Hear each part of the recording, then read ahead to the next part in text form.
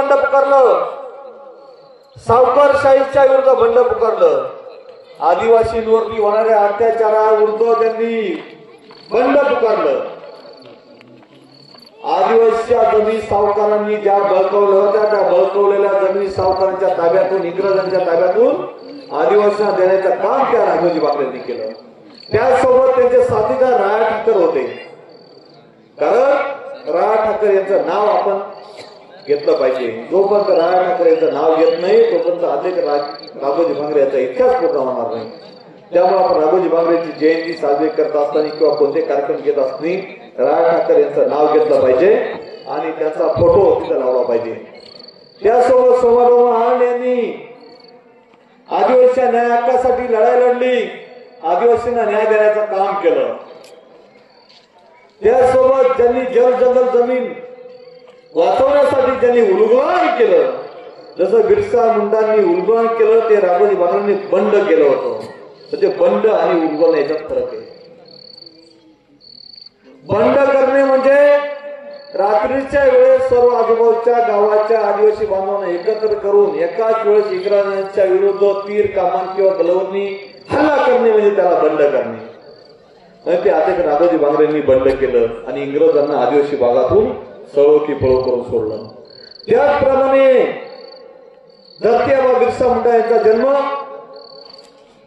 15 November 1875 रोजी झारखंड राज्यातील उलवाती या गावी झाला. मी जाऊन आलो मागच्या महिन्यामध्ये. आमचे बीडचे जिल्हाध्यक्ष आदरणीय नितीन भाऊ काळे साहेब होते. बिरसा मुंडाचे नातू सुखराम मुंडा यांची पत्नी, त्यांची भेट झाली आमची आणि बिरसा मुंडांच्या नात सुनाला भेटल्यानंतर त्यांच्या घराची पाहणी केली. पावसाळ्यात बदाबदा पाऊस पडतो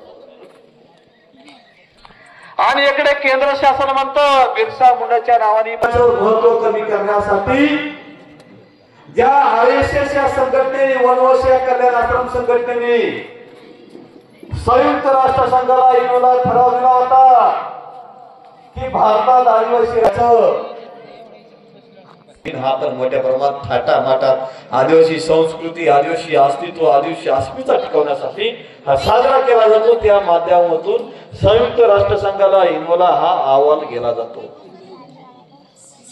परंतु या भाजप, एकनाथ शिंदे आणि अजित पवार या गटाचं एकच ध्येय आहे, हा देशाचा मालक असलेल्या आदिवासी यांना नष्टाभूत करणे, यांच्या जमिनी बळकावणे आणि यांना आदिवासीच्या जागेतून हाकलून लावण्याचं कारस्थान हे जातीवादी सरकार करते. त्यामुळे त्यांनी आदिवासी जागतिक दिनाचं महत्व कमी करण्यासाठी 15 नोव्हेंबर 2025 ला जनजाती गौरव दिन साजरा करायचे षडयंत्र रचलंय.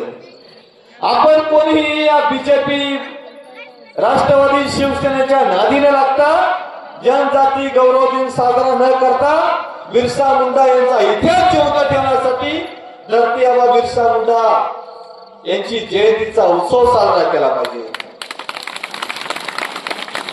कारण या माध्यमातून एका गलवलीत 2 शिकार करण्याचं षडयंत्र ह्या आदेशाचं चालू आहे.